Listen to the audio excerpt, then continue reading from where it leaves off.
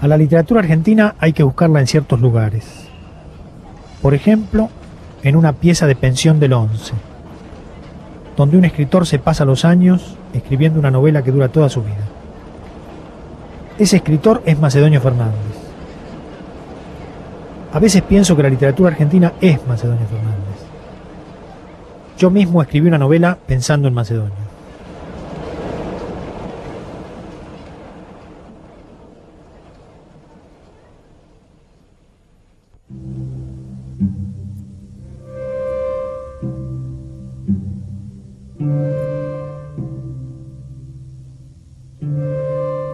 Cuando me vine a vivir a Buenos Aires, alquilé una pieza en el Hotel Almagro, en Rivadavia y Castro Barros.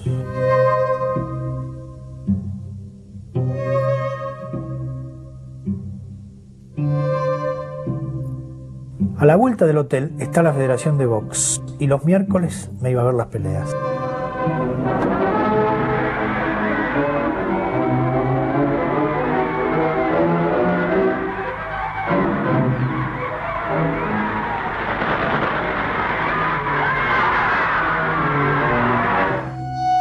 En la puerta del estadio paraba una mujer que vendía flores y en el vestido llevaba prendida una foto de Macedonio Fernández. Se llamaba, o se llama, Rosa Malavia. Y durante varios meses yo la encontraba en la puerta de la Federación de Box y la invitaba a tomar el té en las Violetas. Nunca supe dónde vivía, porque nunca me lo quiso decir. Supongo que alquilaba ella también alguna pieza en un hotel de la zona o dormía en un zaguán. Tomaba el desayuno en la iglesia evangélica que hay en Medrano y comía lo que le regalaban los puesteros del mercado que estaba enfrente de la pensión. A Macedonio lo había conocido de chica, a los 15, cuando todavía iba a la escuela. Decía que en aquel tiempo Macedonio ocupaba una casita por Morón o en Aedo y que ella lo visitaba porque vivía a la vuelta y que su padre era médico. Nunca supe de dónde había sacado la foto y nunca supe si lo que me contaba era verdad. A veces se quedaba un rato callada y después me decía que ella era totalmente macedoniana. Y con eso tal vez quería decirme que era inocente.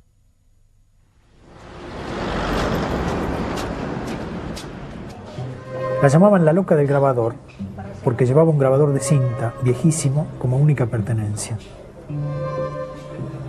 Parece que años antes había trabajado en un negocio donde se arreglaban televisores y grabadores en un local en los pasillos de la 9 de Julio y que se lo dieron como indemnización cuando la echaron. Lo llevaba en una especie de valija negra y lo escuchaba cuando estaba sola.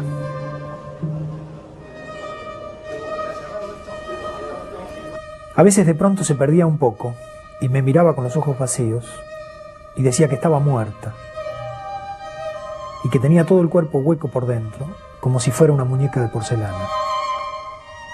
Entraba y salía del hospicio. Desaparecía 2 o 3 días y de golpe volvía a aparecer en la puerta de la Federación de Box vendiendo flores que robaba de la chacarita.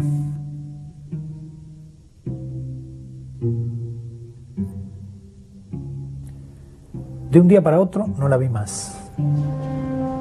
Me dijeron que la habían internado en el Moyano, pero cuando fui a visitarla no me reconoció o no me quiso recibir.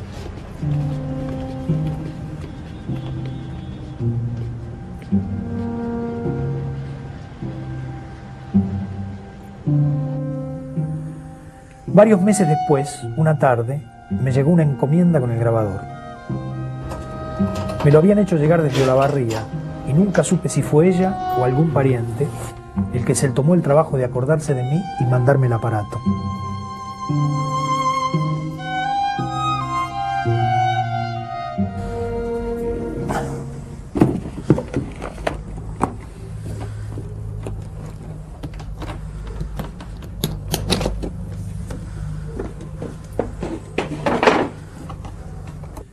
Ese grabador y la voz de una mujer que cree estar muerta y vende violetas en la puerta de la Federación de Box de la calle Castro Barros fueron para mí la imagen inicial de la máquina de Macedonio en la ciudad ausente. Hay un mundo para todo nacer. La voz perdida de una mujer con la que Macedonio conversa en la soledad de una pieza de hotel. Nacer y no hallarlo es imposible. No se ha visto a ningún yo que naciendo se encontrara sin mundo. Por lo que creo que la realidad que hay la traemos nosotros y no quedaría nada de ella si efectivamente muriéramos como algunos temen.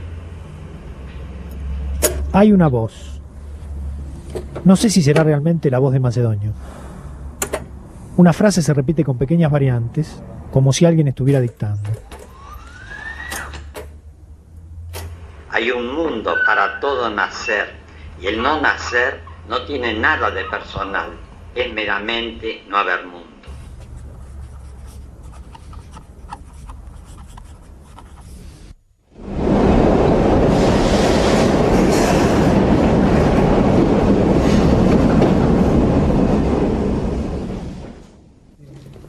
La ciudad ausente es la novela que yo escribí pensando en Macedonio. Y a partir de esa novela, Gerardo Gandini compuso una ópera. Un hombre, que es Macedonio, hace construir una máquina para perpetuar el alma de su mujer que se está muriendo. Orquesta, 1, 2, 3, 1, 2. Amor se fue. 1, 2. Mientras duró de todo hizo placer.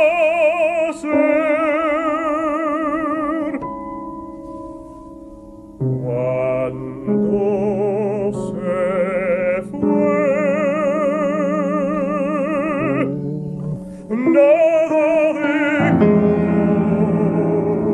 que no doliera.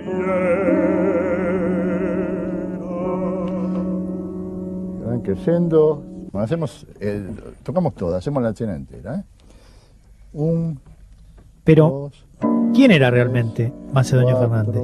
Macedonio es un tipo que canta en tono menor. Siempre hay una especie de acorde de Macedonio que es un acorde como de fa menor. Eso sí, por ahí está, por ahí abajo.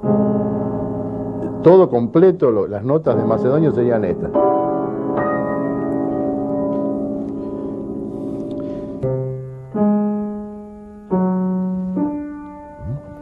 Macedonio Fernández era amigo del padre de Borges, y Borges siempre hablaba de él como de su maestro.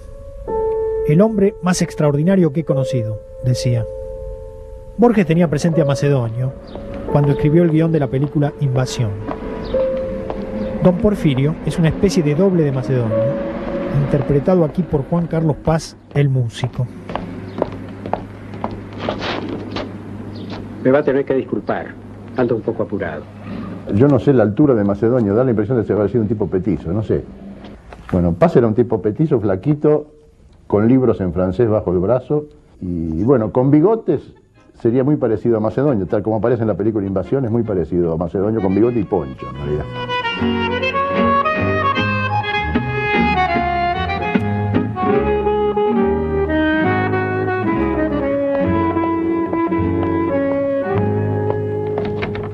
Macedonio aparece como personaje en distintos textos de Borges y de alguna manera está presente en toda su obra. Lo imité hasta la transcripción, hasta el apasionado y devoto plagio, dice. Pero Borges también decía, Macedonio no está en los libros que ha escrito, los libros son inferiores a él. Más que leerlo, a Macedonio había que conocerlo. Hoy no queda casi nadie de los que conocieron a Macedonio en vida. Ustedes dos vayan al Hotel Unión, en la frontera noroeste. Entiéndanse con don Cesario. Hace unos 30 años, en 1967, Mándelas para aquí. Germán García hizo un libro con reportajes a todos los que lo habían conocido, empezando por Borges. Conocí ahí algunos personajes para mí admirables. Yo tenía 22 años y fui a verlo a Borges varias veces. Y al final ya no hablaba de nada, porque yo iba y lo dejaba hablar de cualquier cosa. Y hay en ese libro hay una pequeña venganza hacia Borges, porque Borges me prometía de una vez para otra que me iba a dar el prólogo que había hecho para la antología de Macedonio, y no me lo daba nunca. Entonces al final, como yo tenía que cerrar el libro, no me dio el prólogo, le puse textualmente un montón de balbuceo que dice, sí, no, claro, bueno, en fin, ¿no? Se lo puse para burlarme. Y creo que Bioy Casares o alguno de ellos se dio cuenta, porque dijo que era una impertinencia, porque eso se había publicado así, etcétera, etcétera, que Borges había escrito sobre Macedonio cosas muy importantes. Bueno. Pero además, pues yo tenía una cierta molestia por este mito que inventó Borges, de que Macedonio era una persona que hablaba pero no escribía, y que lo que importaba era su conversación, y va.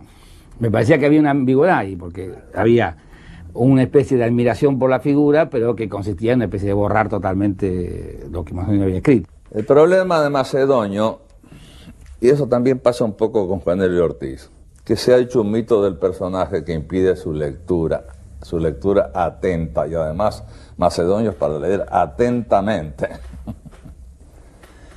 Y entonces, qué sé yo, muchos han contribuido indudablemente a esto. Pienso que el escritor más famoso que tenemos también estuvo en eso, al punto que se corrió el rumor de que era una creación de Borges.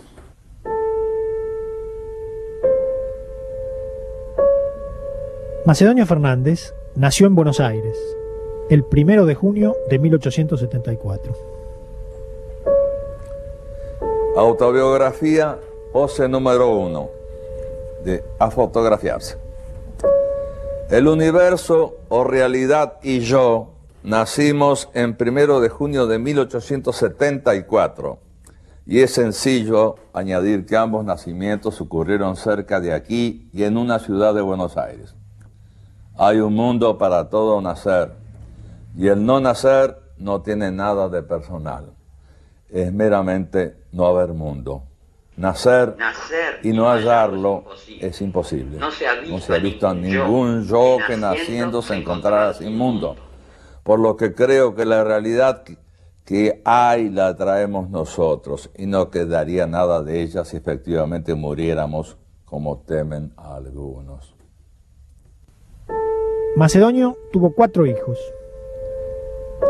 El último hijo vivo es Adolfo de Ovieta. Fue criado por unos parientes, porque Macedonio abandonó a los hijos cuando murió su mujer.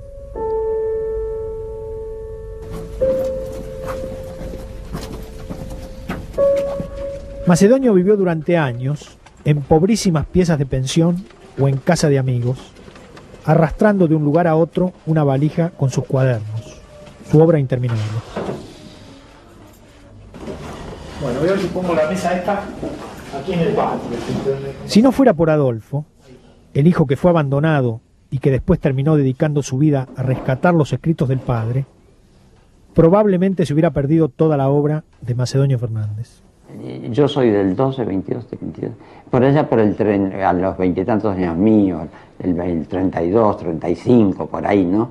Ahí empiezo yo a hacer un poco el puente de él con el mundo, él cada vez más retraído, y yo le traía un poco el mundo a domicilio, un poco, ¿no? Eso, ¿no? Y entonces lo forzaba. Y yo tenía la idea del valor de esa obra, veía todo medio desflecada, toda para nunca, ¿no?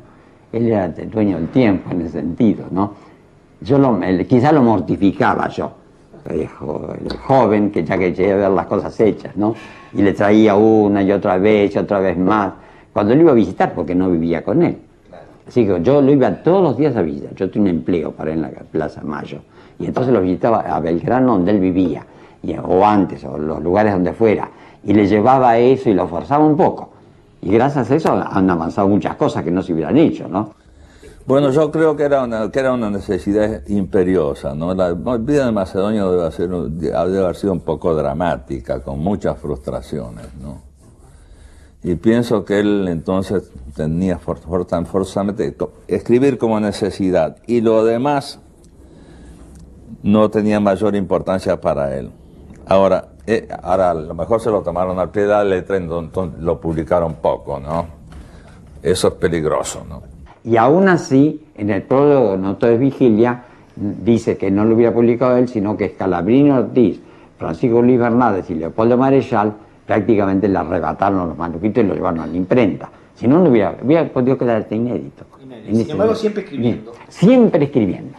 Es como si una cosa que era distinto el de escribir del publicar. ¿Para quién escribía?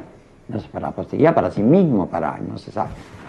Macedonio tenía fotofobia, no sé si ese dato lo tenías. O sea, el tipo escribía en la oscuridad con una vela dentro del ropero. A eso me contó alguien. O sea, el tipo abría un ropero, ponía una vela y ponía el libro acá arriba, porque no podía haber luz delante de él, ¿no? O sea, esos tipos que han llegado a, digamos, a límites donde la alteración perceptiva de la vida cotidiana es ya inquietante. Alguien que quiso incluso llevar a la práctica lo que pensaba desde muy joven, después no lo pudo hacer y después otras circunstancias de la vida y todo lo demás. Yo creo que tenía mucha necesidad de escribir y mucho menos de publicar. Y yo creo que la escritura para Macedonio es justamente lo que hace que no sea un loco.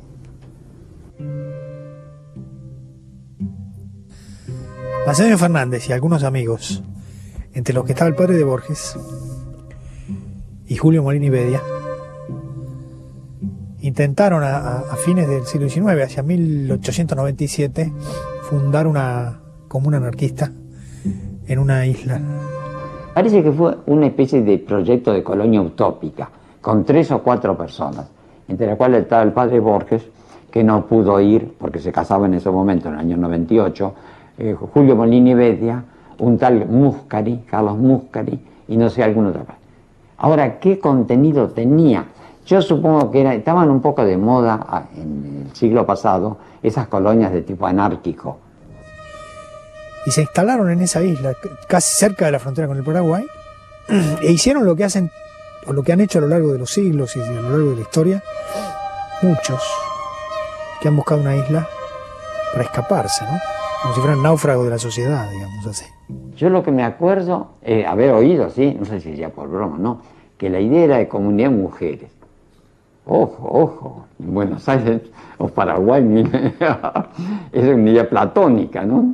Claro, poniendo mucho el acento en la comunidad, esa es la idea, ¿no? En eso sería supuesto, quizás eso fuera medio broma, no. Porque también se acordaba otra cosa, que era también comida, una comida única, una gran fuente única de comida y todos sirviéndose la única. Todo lo que se va a fomentar la comunidad, lo que sea, ¿no? Pero todo eso no tiene mayor sustancia, así que no sé. De la experiencia de la comuna anarquista, de hecho lo que queda es el libro de Julio Molini Bedia, que se llama La Nueva Argentina, que es una especie de programa utópico, ¿no es cierto?, construido a partir de lo que podríamos considerar los restos de esa experiencia. Ahora, a la vez yo tengo la certeza de que toda la obra de Macedonio puede ser leída como una suerte de archivo de esa sociedad perdida, como si Macedonio hubiera sido el cronista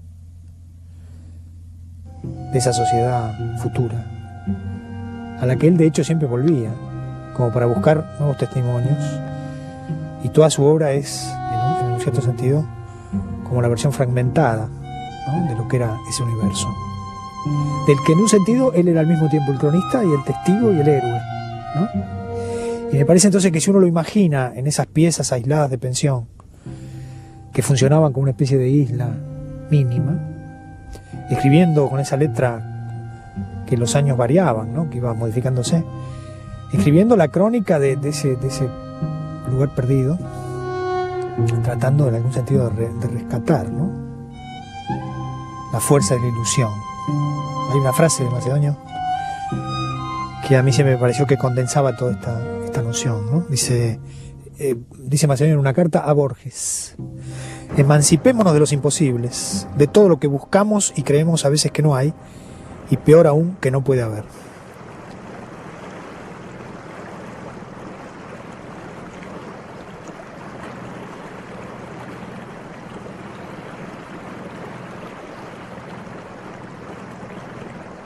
Siempre estuve buscando la selva, buscando la naturaleza, y me parece que ese viaje de él al Paraguay, esa excursión medio fallida de juventud, seguramente ya era eso, atracción de la selva y de la naturaleza. Después, ayer, anoche me acordaba de eso, pensaba que ese puesto que él tuvo de fiscal o de juez para allá por Posadas y Misiones, también no podía haber sido en cualquier otro lugar del país. También era eso, zona ahí tropical, zona de naturaleza. Y no sé si te conté que hacía bromas soñando que le hubiera gustado tener el cargo de metafísico de a bordo, con un contrato con una empresa de esas que hace el recorrido del Paraná, y viajar subiendo y bajando como consejero de filosofía de los pasajeros, un sueldito, y poder viajar ahí a lo largo del Paraná, del Paraguay para acá. En 1910, a los 36 años, Macedonio viaja a Posadas para ejercer durante un periodo el cargo de fiscal en el Juzgado Federal. El Alto Paraná, uno de los más ricos territorios argentinos, suelo fecundo y pródigo, la yerba mate, el oro verde, ha sido y es fuente de fabulosa riqueza. El río es hoy un camino de civilización y de progreso, pero no siempre ha sido así. Hace unos años, unos pocos años, estas eran tierras de maldición y de castigo. Las aguas bajaban turbias de sangre. El Paraná traía en su amplio regazo la terrible carga que vomitaba el infierno verde. Río abajo solían venir los cadáveres boyando. Cadáveres sin rostro, sin nombre, sin familia. Página sobre Macedonio en un diario. Carlos Heras habla de Macedonio Fernández, inesperadamente, en un seminario sobre la anarquía del año 20. Lo conoció en Misiones, cuando Macedonio era fiscal en el juzgado de Posadas. Habría que hacer una investigación, dice Heras, sobre los argumentos y las acusaciones de Macedonio como fiscal. Ninguno de los reos acusado por él resultó condenado. Los elementos utilizados en los atracos y el dinero robado prueban fehacientemente el delito. Luis Laurito, con adornos femeninos, es un personaje patológico unido al ejecutor de los homicidios por una extraña amistad. Una severa acción social deberá impedir que vuelvan a registrarse, como en casos recientes, episodios de esta índole. Roberto Navarro es otro de los criminales. Frente a las cámaras, adopta una cínica actitud de desafío. El estrangulador César Paesano simula ataques de epilepsia para escapar a la condigna sanción. Fue un crítico de la justicia, sí, con una impugnación sobre el Estado de fondo, así que mínimo de leyes, diría él, ¿no? Mínimo de leyes, mínimo de Estado, máximo de personas, máximo de relaciones morales, libres. Recordaba el caso de un hombre que había asesinado a sus 2 hijas con una navaja, primero a una y 2 horas después a la otra, que por supuesto estaba casi desmayada de terror, y las había enterrado en los fondos de una iglesia porque era tierra bendita.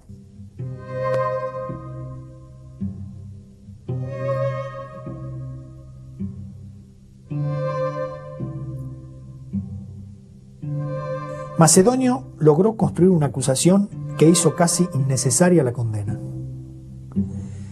Heras dijo que el argumento de Macedonio consistió en sostener que el hombre había matado a sus 2 hijas, una de 12 y otra de 14, porque no quería verlas condenadas a repetir la vida de su madre, que había terminado loca, ni la de la hermana mayor, Elisa Barrios, una conocida cancionista popular.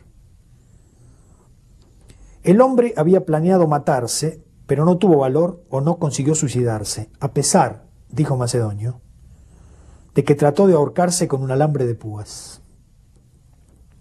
El hecho de que hubiese usado un alambre de púas se había convertido en un elemento central en la acusación de Macedonio.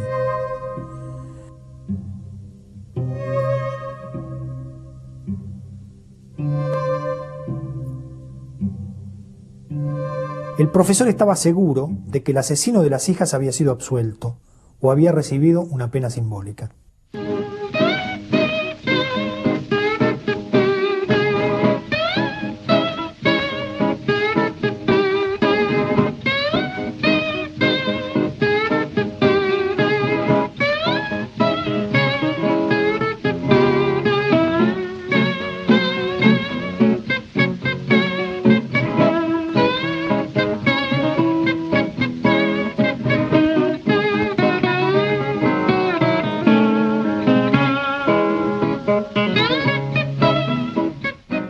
Hacia 1923, Macedonio es descubierto por Borges y otros jóvenes escritores que se convierten en sus discípulos.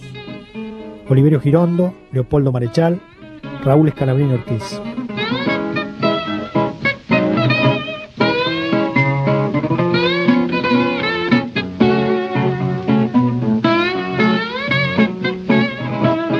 Alrededor de las charlas de café en la Perla del Once, en el Royal Keller de Corrientes y Esmeralda y en la confitería El Molino de Congreso, empieza la vanguardia en la Argentina. La certidumbre de que el sábado, en una confitería del Once, oiríamos a Macedonio explicar qué ausencia o qué ilusión es el yo, bastaba, lo recuerdo muy bien, para justificar la semana, escribió Jorge Luis Borges.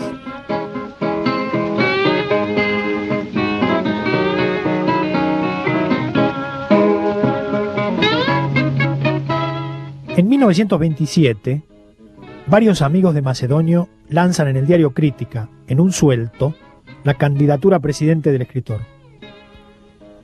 Macedonio emprende la campaña presidencial como una crítica irónica a la política práctica. Es más fácil, razona Macedonio, ser presidente que farmacéutico, porque menos personas se proponen ser presidentes que dueños de una farmacia. Esa fue una especie de humorada, con una base fantástica, con una especie de doctrina política también mezclada.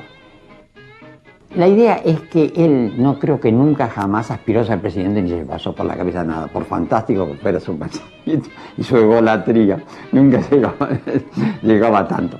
Pero sí la idea de generar algún movimiento, porque ahora me acuerdo más. Me acuerdo que hay unas cartas en 1917-18, su primo hermano Marcelo del Mazo, que están recogidas en el epistolario, donde habla con neto contenido de un movimiento.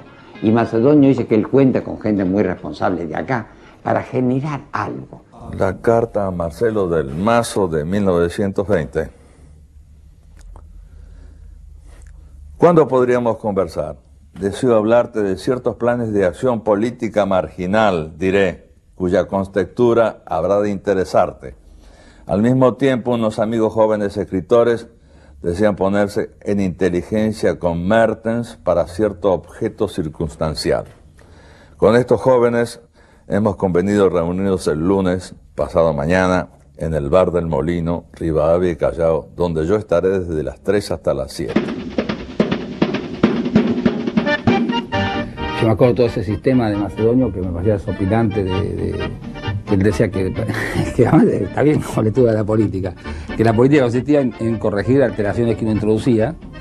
Entonces él iba a introducir escalones desparejos, que la gente se tropieza, iba a introducir cucharas de papel que se disuelven cuando vos querés revolver el café, unas monedas chiquititas que pesaban muchísimo, unas monedas grandes que no pesaban nada, y que cuando todo el mundo estuviera harto de todo este tipo de alteraciones de la realidad, él se proponía presidente para corregir esa misma alteración de la realidad, ¿no? Era casi como un portador de las palabras y de las ideas y de una conversación y de una cosa donde él va tirando cositas así, pero es como que no hiciera nada, donde la idea es mucho más importante que hacer, ¿no? El proyecto es un proyecto, todo el tiempo es un proyecto. La forma con la que concretiza la nada Macedonio, ¿no? Es impresionante. Y entonces crean como una especie de agujero negro, ¿no? Es como si fuera un hueco misterioso, que esto es lo que crea la inquietud.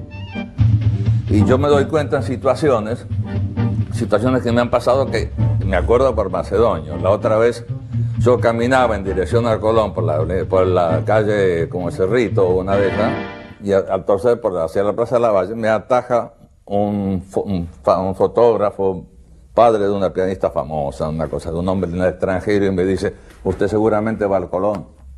Digo, yo no voy al Colón. Ah, yo creí que usted iba al Colón. Y entonces quería avisarle que el concierto de hoy se suspendió hasta el viernes. Entonces yo le dije, bueno, yo no iba al Colón, pero de todas maneras, muchas gracias.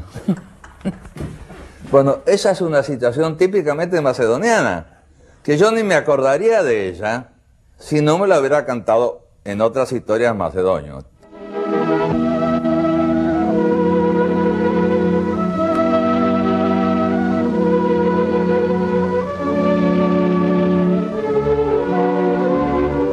Elena de Obieta fue el gran amor de Macedonio Fernández.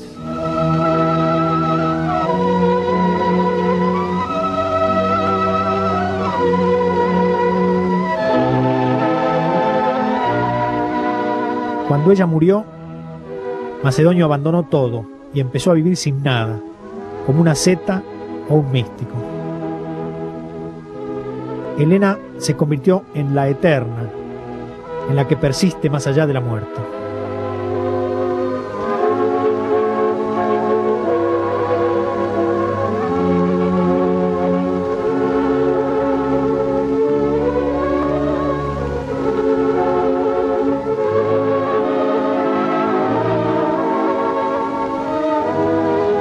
Este es el cajón de Macedonio. A través de una serie de objetos, mi idea es como reconstruir el personaje de la novela de Ricardo Piglia, ¿no? Entonces, de pronto aparece esta latita que contiene el alma de Elena y algunos otros objetos que tienen que ver con la historia de él, o por lo menos con una reconstrucción o construcción que yo hago de ese personaje, ¿no? Este es el cajón de Elena, la mujer de Macedonio. Elena muere en el hospital. Sí, las muertes en los hospitales son terribles. Son las paredes de hospital, ¿no? Los azulejos sucios, amarillentos, ¿no? Yo sentí la necesidad de poner la presencia de Macedonio, pero no la quería hacer tan explícita finalmente, ¿no?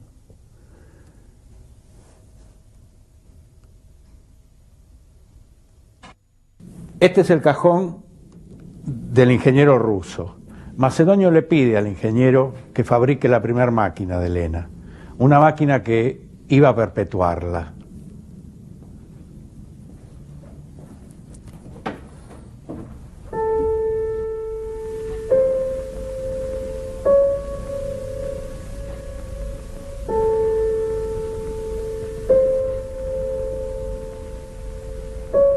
Había que hacer un esfuerzo titánico para conseguirlo. Pues había que hacer ese esfuerzo para que su hija no muriese.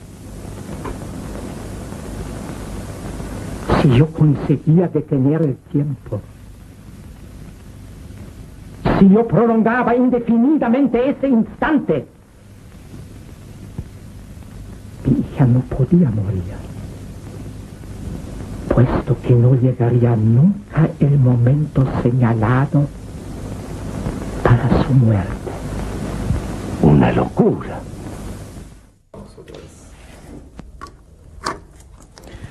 Bueno, ahora les voy a mostrar la máquina de la mujer de Macedonio, que tiene una luz que titila.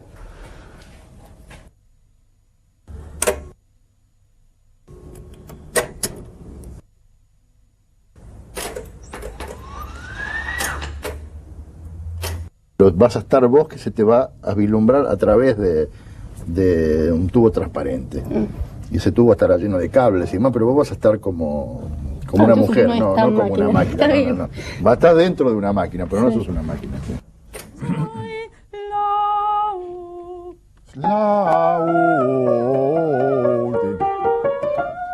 ¿La última mujer?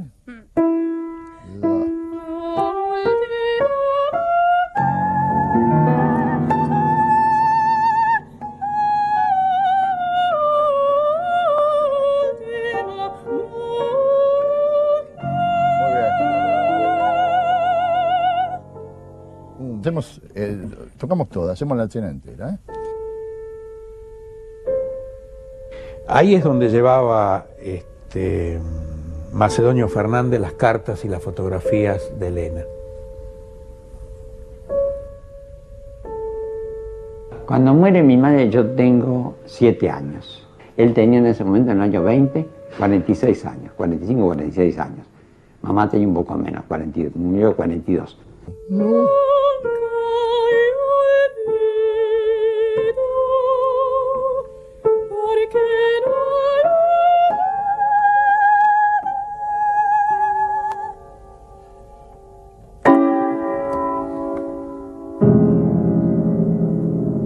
Elena de Obieta, bella muerte. No eres muerte, quien por misterio pueda a mi mente hacer pálida cual eres. Si he visto posar en ti sin sombra el mirar de una niña, de aquella que te llamó a su partida y partiendo sin ti, contigo me dejó.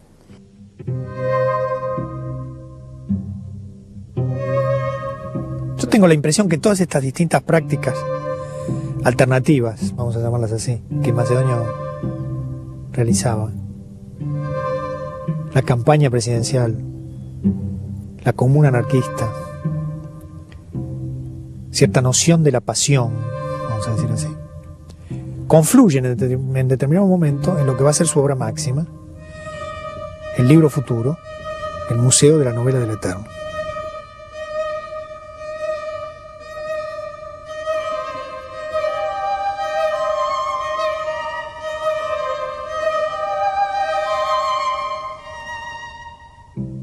Yo tengo el recuerdo de que la novela tuvo una larga gestación, porque como le interesaban tantas cosas a la vez, ya no hay más que hojear los cuadernos para ver que el mismo día tiene un apunte de biología, de economía, de estética, no sé qué. Entonces estaba tan diversificado el mismo, porque la traía todo. O sea que eso se inicia en el año, yo rastreando los cuadernos más viejos, que están por acá, en el año 20 y tanto, 23, 24, o sea, la idea.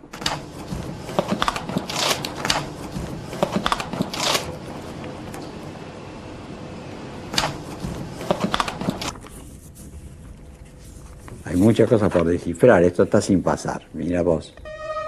Ese libro dura toda la vida del que lo escribe y es un museo en el que se conservan los recuerdos, la experiencia, los sueños, los pensamientos, las vivencias y las ilusiones de Macedonio Fernández. Una novela que es al mismo tiempo un diario personal, un tratado sobre el arte, un plan de vida y una experiencia de lo irreal en su forma más perfecta. El personaje se comió al escritor y por eso tantos años pasaron para que se empiece a leerlo en serio de una vez. Porque yo creo que es un hombre que da toda la variedad, toda la potencialidad de la literatura. En mi caso, digamos, es más importante que los Ulises de Joyce. Hay constantemente rupturas violentas de clima que además quedan fantásticos. Al lector salteado me acojo. He aquí que leíste toda mi novela sin saberlo. Te dedico mi novela, lector salteado. Me agradecerás una sensación nueva, el leer seguido. Al contrario, el lector seguido tendrá la sensación de una nueva manera de saltear, la de seguir al autor que salta. Es el inventor del zapping, que es buenísimo. Además, inventa un poco el cuento ensayo del que Borges es tributario, lo que pasa es que está mucho más formalizado en el caso de Borges. En el caso de Macedonio es una cosa más suelta, mucho más directa, ¿no? Es notable la dimensión que toma la cotidianidad, ¿no? En la escritura de Macedonio. Eso es admirable. Es como, digamos, suponte, una novela es una especie de máquina de fabular, ¿no? Y él me parece que lo que hace es inventar un software para hacer máquinas, ¿no? Es como si se ponía en un lugar que no existía en esa época, ¿no?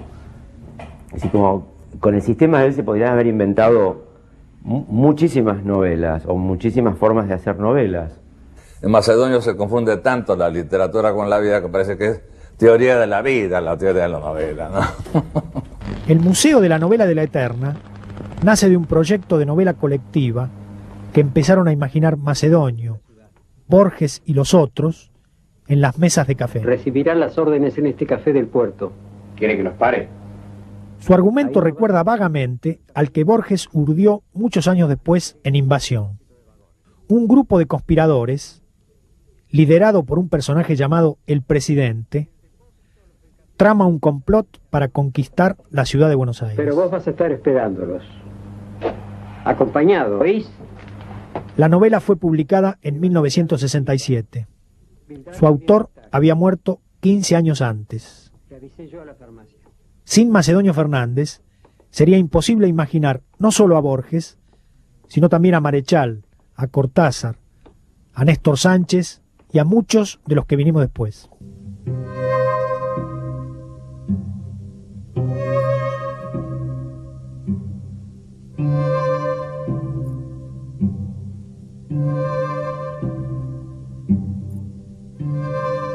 Las Heras 4015. Es un departamentito a la calle. Ahí transcurrieron los últimos años macedonios. Ahí. Sin miedo, jamás le oí hablar de la muerte. Él, al contrario, fue muy positivo en materia de muerte. Nunca le temió. Pudo temerle al dolor físico, eso sí. Pero en cuanto a la muerte, ninguna. Tenía una certeza absoluta en la eternidad.